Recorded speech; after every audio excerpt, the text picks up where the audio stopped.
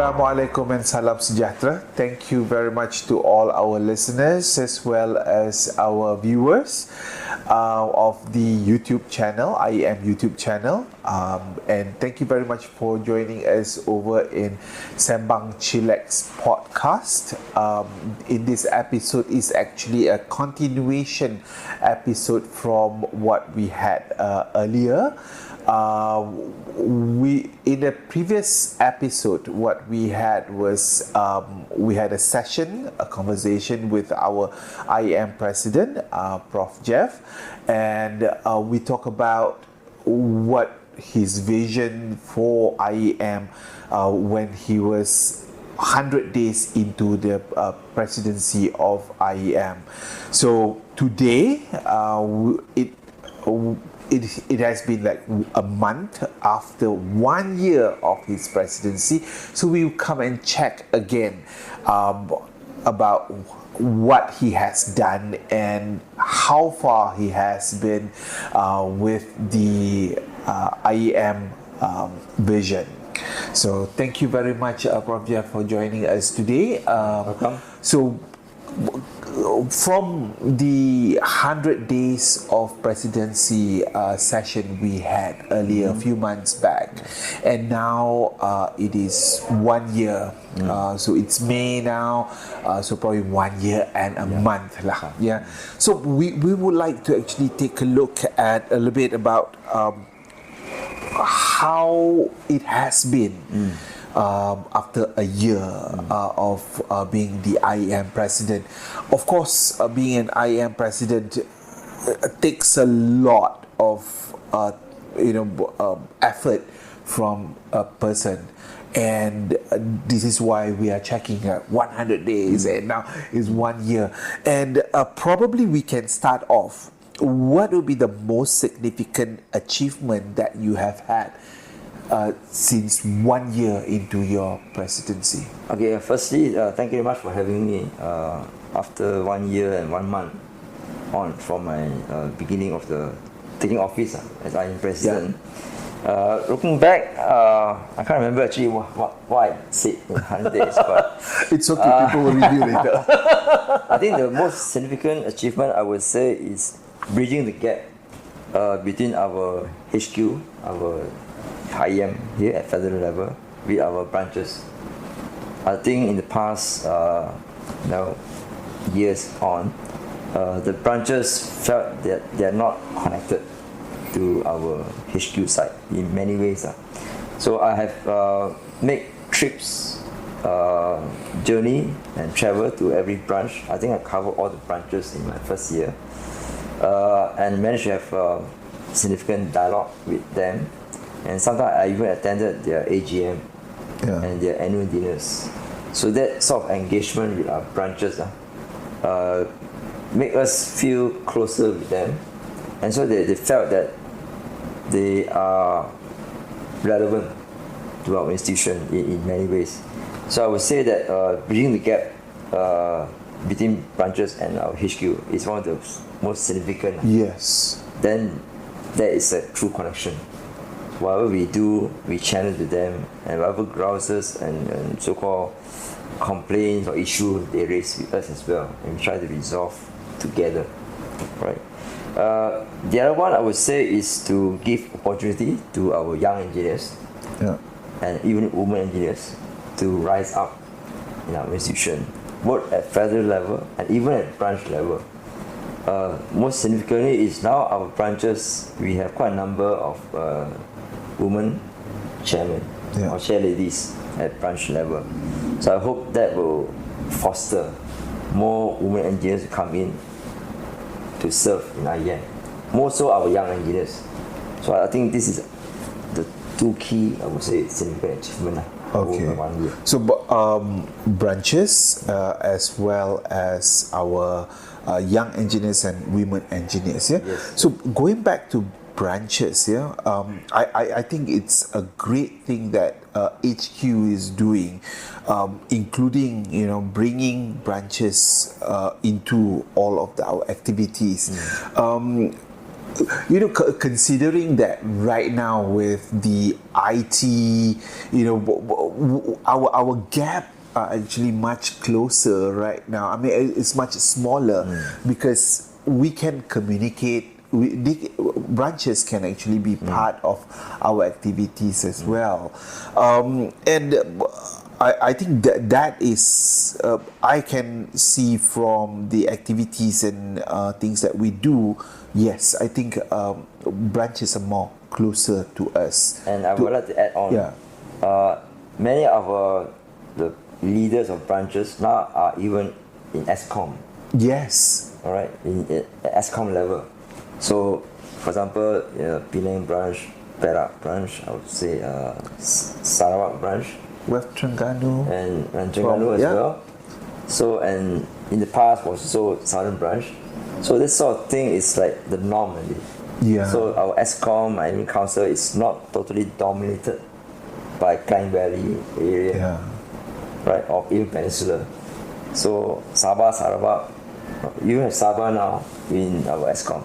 So you can see that we are spreading out our wings to all branches to come in at federal level. So I think this is we are encouraging more of that. Yeah, but in the first place, why is there like segregation between HQ and branches in the first place? Yeah, because I think that I think the main thing is the distance. And then lack of the, as you say, the IT infrastructure. They couldn't have online meetings with us. They have to travel. Because previously people have to travel in order to be part of, like, for example, today's activities and all that. I think the development of IT digitalization makes it much easier. Capitalize exactly on this development and bring them closer to us. So it's like part and parcel of this technology. Yeah. And then people make full use of it to communicate and so-called dialogue and so on with us during the challenging COVID period. And then it spilled over to even now. I think that is one thing, the good thing that COVID actually has brought us, to expose us to the digitalization and make us closer actually. We are one of the institutions that make full use of that technology. I think we are among the few, I think. Okay, going back to your 100 days mark, how is your aspiration that you shared earlier aligned with whatever that you have right now? Okay, as stated earlier in the first question, my engagement with our members at grassroots level, especially, not just the branches but also here, I think that has aligned most closely. So people are now willing to come in at council election. Yeah. So our number of people coming for council election is like blossoming. Like 20 people coming in for 10 position, 12 coming for 4 position. That's unprecedented. So I think more and more people are finding it more worthwhile and they're willing to serve. I think this is I would say there's a challenge that we overcome in that sense. My vision happened to come online on that. The other one I would say is provide good service to our members. So we don't just talk, we must walk the talk. So providing service to our members in terms of activities, events, and keep them up to date, and bringing enough CPD points for them to gather for them to renew their professional practices and so on. So that sort of challenges we have somehow managed to get through the first year. Of course, more work needs to be done.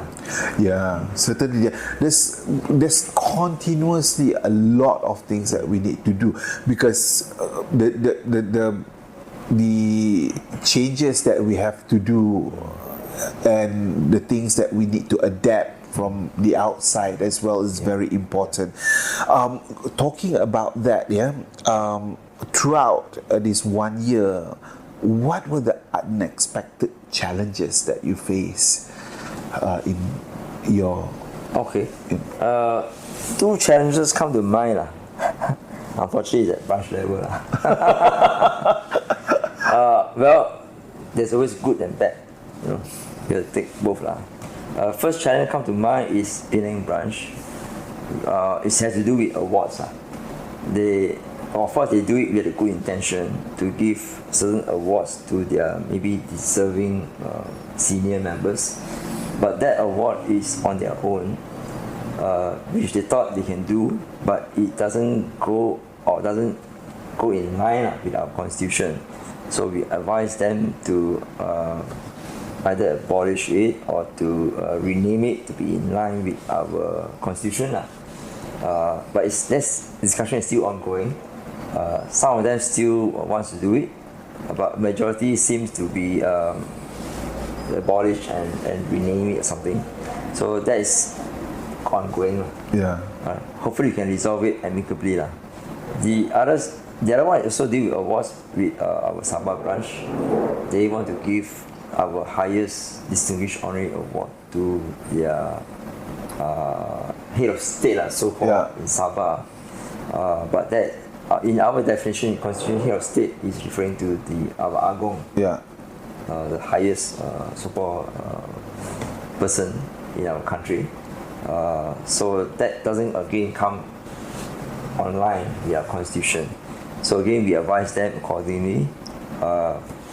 Propose something about the change in the constitution. Amending our constitution to maybe enable them to award this award, but maybe not too quick lah. It'll take some time perhaps. So let's do it in the due process. Yeah.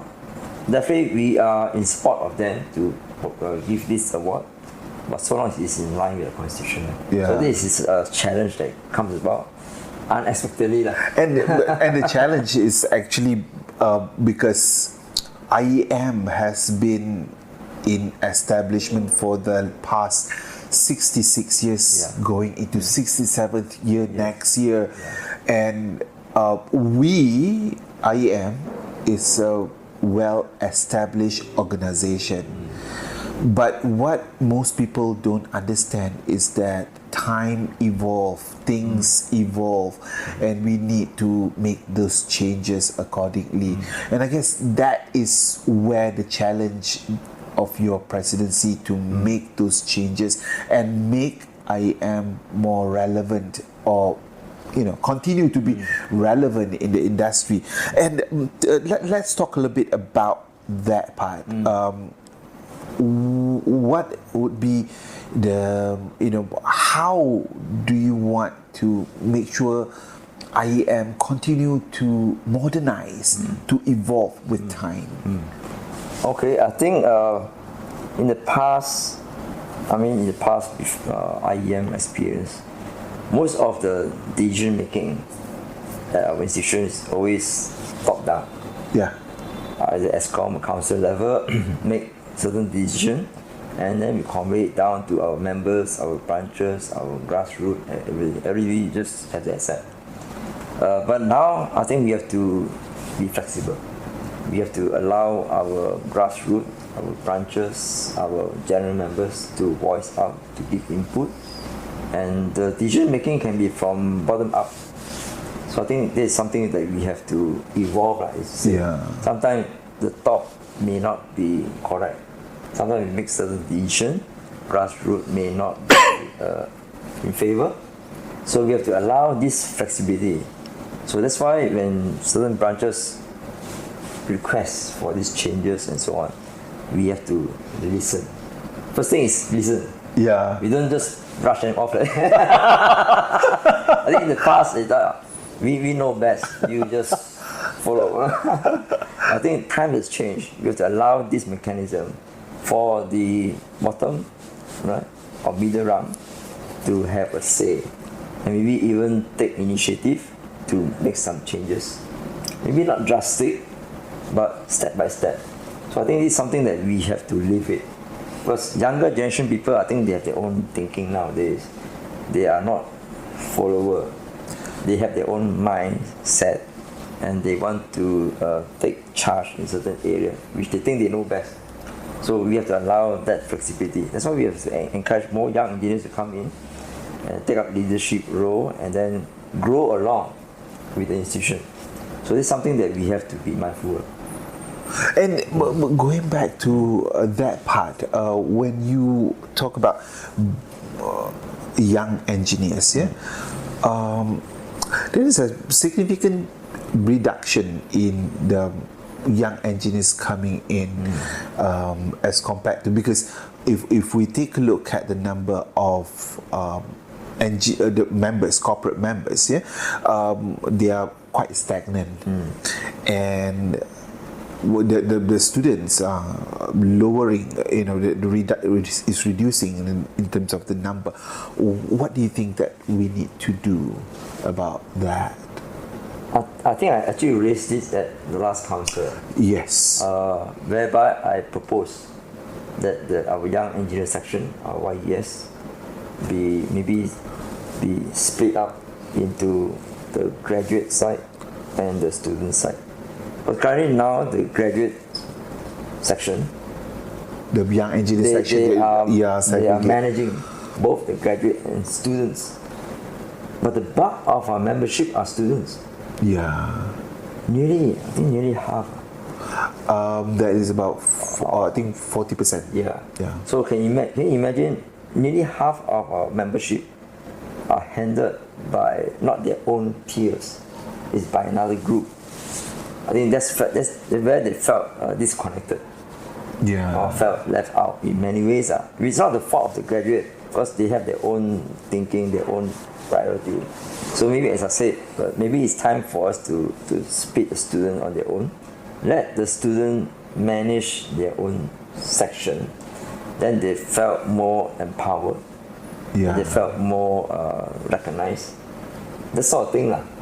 Yeah, I think empowerment is really a strong word over there, where we allow them to come up with ideas of what is important to them, because very true. You are mentioning, for graduates, people who's just started working, or focus on their career, how much time they can actually parted back over to IEM. I think those are the areas that is significant for us to actually consider. Yeah. So since I brought it up in council, now the ball is on the court of the YES. Let them discuss among themselves and see whether it is something that they can consider. Yeah, that's a tall order for the young engineer section. But again, considering IEM is a large organization,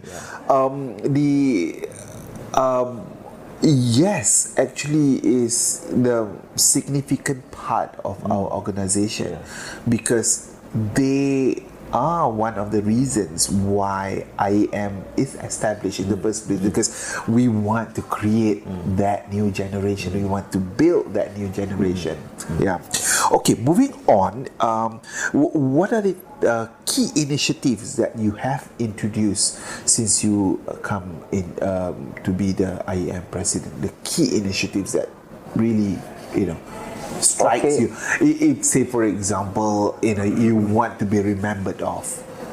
Well, besides the branch thing which I have gone through, I think I want to put another so-called initiative which I think is important, is to give strong acknowledgement, recognition to our young engineers. Yes. I think which I have done in our last annual dinner. We gave recognition and acknowledgement to the past chairman of the young engineer section, which I actually promised them in their last year 2024 national summit. When I attended the national summit last year, it was a very big event. There have many young engineers there. So I took the opportunity at that time, because we are thinking too far ahead. Maybe next year, our annual dinner, we should recognize all the past chair of IES. But as I said, I have to walk the talk. So when annual dinner comes this year, so this is one of the so-called program Yeah. there, and unfortunately it took us over the 12 midnight. Oh yes, because there's quite a number of event that we need to add inside there. So, but that is a very important thing that we have to do. That's why many of the young engineers, they stay on to the end, because they felt they are being appreciated. So that's why we need to keep them on board with us, that they are relevant, and there is a pathway for them. Eventually, Yes. they rise up and they be groomed to take up the leadership. Eventually, I mean, in time to Yeah, come. I mean, when the past chair of Yes came up to the stage, and people said, "Oh, Dato' Khairul is no longer young." Yeah,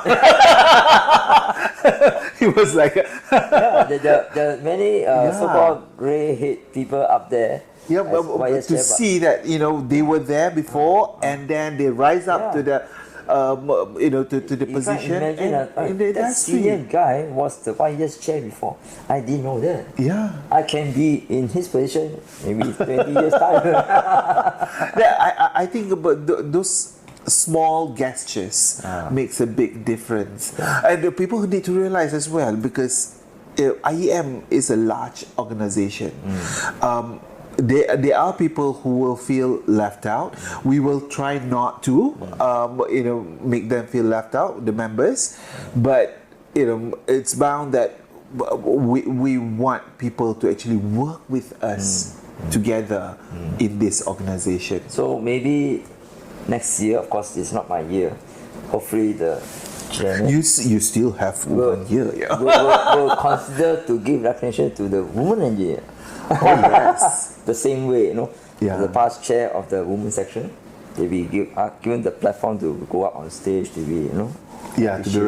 recognized. So that's another way to recognize another section which is also growing in a way, and you want them to grow as well. Right? They form half of the population in Malaysia. but this is like people say it's 2025. Women engineers are already at par with But their numbers are not. yeah. Numbers-wise, they are still lagging behind the male in terms of membership, IEM. Yes. I think not even close, I would say. Even in industry as well. yeah. I mean, there have been effort, and IEM continuously, doing our part as well to promote the women engineer. Yeah. That's the reason why we have a Each time you section. see the women section committee, you say it's always the same face most of the time. Yeah, we want to bring more people. So that's why I'm glad. Every year when I see council members as well as ESCOM members, we have new faces and we have some new. But we wish more of the women engineers to come and They come on board and then to serve, exactly. not just as member but to serve. Yeah.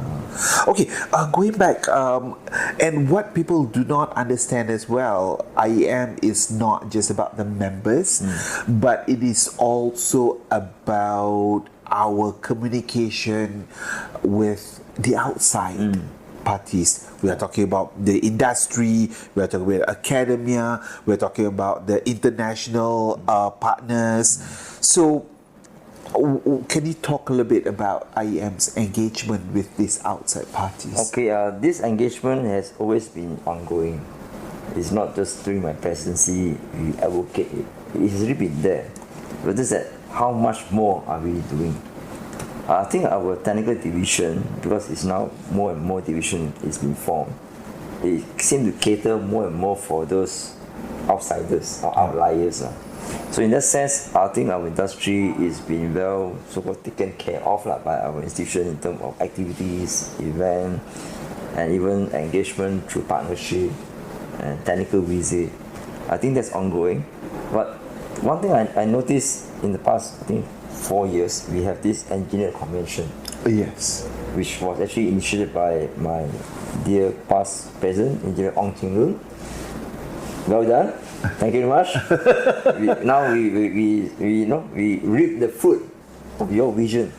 That has come on, and then the engagement is fantastic. For example, last year I was like camped out in KLCC for 4 days. Yeah.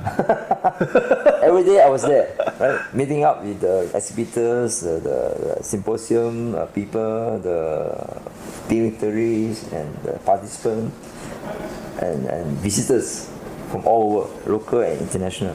So that is a very refreshing to get in touch with industry and then keep them to be engaged with us. And there's always spin-off. After those events, we have a site visit, a technical visit to other of their factories and so on. Right? So this sort of thing can happen. And that is ongoing. We keep them on for this year's event as well. So the engagement is ongoing. I think it's something that we have to carry on. I think that's industry lah. For academia side, I would say is not so much development. Maybe because I think IHL nowadays are not doing so well. Many of them, the student number is not growing. So that's why they're not so keen to engage in that way lah. So maybe we have to come forward to them to come with solution, how to build up. Yes. But you're from academia as well. Yes. So do you think that we need to focus a little bit more? Yes. Maybe it's a bit controversial. Engineering side. Even my Sagi University, our Vice Chancellor was telling me we should reintroduce the 3+0 program. Which is not in line with but that is so-called in demand by many people foreign want students to graduate they faster. don't bother to be washing the court. They don't want. I don't need this washing the court recognition. I just want to get this degree and go back to work or whatever. Yeah. Right. And surprisingly, UK is doing 3+0. Yeah. And they are washing the court. And they have a master's program that supplement. Yeah, and we have Nottingham here doing that. But then we can, maybe our BM representative can bring it up in BM to say that maybe it's time to not to at least discuss. Yeah. Because our private university or IHL, they are like, I would say dying. Because my VC was telling me we are like spending 4 or 5 million a year to run the engineering program. Yeah. They're spending, they're not earning. So maybe it's time to close down. From a business point of view, she's right. It's trying to close down the engineering program because it's not making money. So maybe it's time for BM, if BM is listening, please. This is something that we would want to dialogue. Please have dialogue with the private university. Hear the words from the grassroots. Hear what they say. If there's a chance, if there's an opportunity, and it doesn't infringe, right? Please listen to them, right? This could be one way to build up our student number again in IHL. There is a viable concern, a business. Then you bring back Malaysia to be the level, being a hub of education, engineering education in this region. This is what we want. I think this is a very important point that we need to probably raise up to the relevant parties. So that's academia side. I think there's one more about the international partners. International partner. We were the past chair of CAFIO last year. We had the big CAFIO 42 in Sabah. So we are engaged now with many of Chinese professional associations in China. They invite us to go over there to do their event. They used to come over here to do event with us in railway technology last year and recently as well, especially our ECRL project. And I highlight many of our industry people are saying that, hey, these Chinese people that come over here, they are not sharing knowledge, they are not sharing technology. No, not true. They are doing it with us. We are doing training with them, right? So whenever, please, those people out there, if you are listening, whenever IEM promote an event with our CCCC, Chinese Communication Construction Company, doing joint project, joint event, please come and join. Then you can listen to their sharing. We have 4 speakers from China last week doing the Railway Technology ECRL Section 10. Please come and join. Yeah, So, I think previously probably we look at the Western world for the codes and things like that, and I think we should leverage as well, from our Chinese partner, how they actually have done, because a lot of the engineering marvels like buildings being built at the shortest period of time, which even European or the Western world cannot even do it. And previously as well, we were working with the Japanese technology, and I think I think the focus right now and how basically we want to. And surprisingly, IEM is a very, I would say, it's a high-profile institution in their eyes. So when we so-called present certificate of appreciation to this Chinese company for sharing with us, they take it as very prestigious. And then many of the other sections in the ECRL, they also want to come on board to do something similar. Oh, that's wonderful. So you can imagine IEM is such a high-profile and prestigious institution in their eyes. So you can imagine we can do so much more, right, to bring us up to a higher level. Okay, let's talk a little bit about, again, back to your presidency. What are top 3 priorities that you want to do moving forward? Okay, this is in line with my presidential address in the last AGM in last month, right? Yes, last month. Not so long ago. I think it's so long ago. Well, the one thing I would like to do is empower our ESCOM and Council and even our STANCOM members to go out and spread the words about the goodness of IEM, of the goodness of engineering, to aspiring as a student to come on board IEM and to take up engineering as a profession. So I think I have to encourage that. So in my presidential address, our membership is not growing that much. It's more like stagnant. So we see how to boost our numbers. Because after all, numbers is always the criteria to judge how well performing. Exactly. I think how many members do we have? How many members that we manage to actually sustain? How many number of members that actually leave? Yeah. So that I want to dispel the myth. People come to me and say that, hey, your membership is not as high now with BEM. I counter him. BEM is not a professional institution. They are a government authority. You have to be registered. It's a registration versus so if their number is 200,000, exactly, that's what it should be. It's not a choice. Whereas IEM is a choice. You come in as a professional, as a member. You come to us as member. You don't join BEM as a member. So there's no comparison. Please don't compare us with BEM to say, hey, now your PI cannot beat the PAE. So now people going for PAE and go to be BEM member. There's no such thing as BEM member.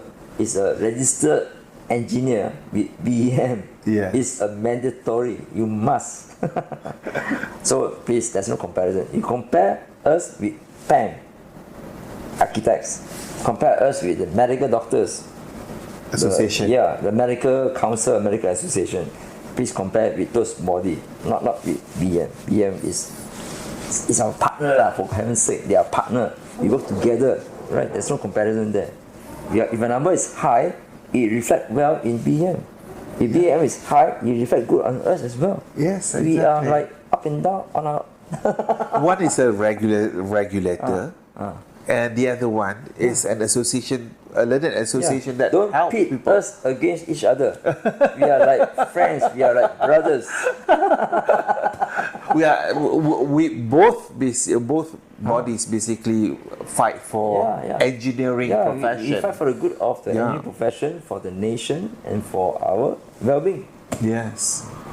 I think there's one more, right? Yeah, Right. you talk about the STEM, and then you Okay. talk about the members. Yeah, I think other than empowering our council member and so on, the ESG, Yes. yeah, the environment, sustainability, and governance. I think that we are doing in a good way. We even come up with a guideline on how to achieve ESG by corporate bodies. So I think we are going around to do roadshow to encourage corporate body or companies to learn how to comply with the ESG as per the government regulation. So I think we are doing that. So I think this is one of the top priority as well. The third one is, of course, to build a good succession planning Yes. for ourselves, bring young engineers, grow, and then be leaders. I think this is my top priority, 3. Okay, that's great, because this is how I think IEM as an organization can actually be stronger. Yeah. The grassroots or the younger members are really important for us to actually focus on. We have to be growing and to stay relevant. Exactly. And also you have done quite a number of sessions with the TD, and you are focusing on the same kind of thing as well. All the technical divisions that you ask them, okay, focus on STEM, focus on getting your members in. As what Razak say, it's ongoing. Yes. So this is my second year thing. Yeah. I don't know what's the outcome yet. Hopefully there is fruitful result from there. The TDs are taking up a lot of challenges. They do not just focus on doing activities, but they also have the power, the reach to our members. But they also can influence members in that way to come in, to serve, and be active. Okay. All right. Last question, Prof. Jeff. When we are looking at groups that has been sidelines over in IEM, what are your message that you can give over to them? People, how you want to bring them in and make them realize that volunteering or participating in the IEM would bring good to Very them. interesting you say that. You say sideline.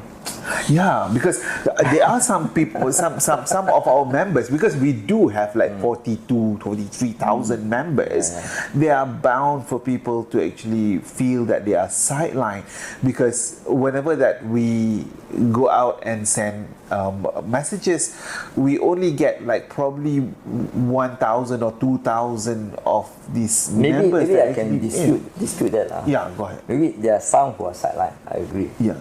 But majority of them are apathy. Yeah.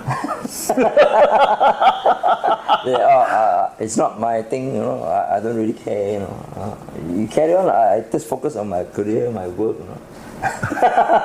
They are bound. But to address what you just said about sideline, I agree there's some sideline. Let me give an example. We do have ETSC,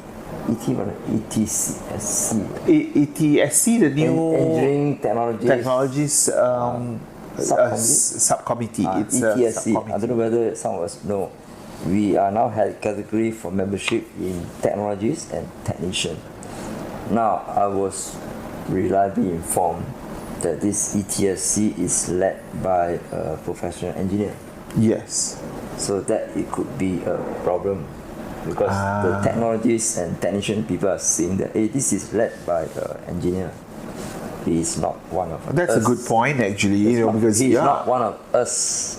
So preferably, maybe we can propose that this ETSC be led or chaired by somebody who is a technologist, Yeah. fully technologist, not an engineer. Then there could be a familiarity there, that people, you are one of us, so I will join you. Right? I will listen to what you say because you're one of us. Right? Yeah. Your concern, your vision is in line with me, so I will come on board and serve. But because you're not, then whatever you say is just say only. I'm not You probably have not gone through what I'm going through right now. Yeah, you don't have Kind of, the yeah. same experience as I, or Yeah. challenges I felt. Things that I have in mind may not be in line with you. Like you can't be representing So me. this is something I think we have to be mindful of. Yeah. Sometimes we do things without going in depth. Because you thought, this is just preliminary. Right? They think it's just at the start we do it this way. Yeah. But in time, then we change. But I think this is something that we have to sort it out. Maybe we have to discuss further at ESCOM level or whatever to see maybe we have to appoint the right person with the right background to serve in that position. Yeah. To bring about more growth in that particular section because of this reason. So it's something you have to be mindful of. So my message to those who are sidelined, please don't give up. We listen, we hear, and we will take the necessary step to rectify. And also for those people who feel sidelined, please do come over to us and tell us, if you feel that you don't belong in IEM, because we try to actually include everyone, because inclusivity is actually one of the things that you try to fight and for not as only well. that, in my presidential address, I also highlight all the various reasons for you to come on board at IEM as a member, and so be an active serving member. Yeah. So there are various reasons there. If you want to find out, please read. I think there's a copy of my address. And it will actually be in the May Juruterra magazine, the speech that you delivered. So please do go over to the magazine and read through, as well as it will be made available on Juruterra I as well. It's like I'm promoting a book.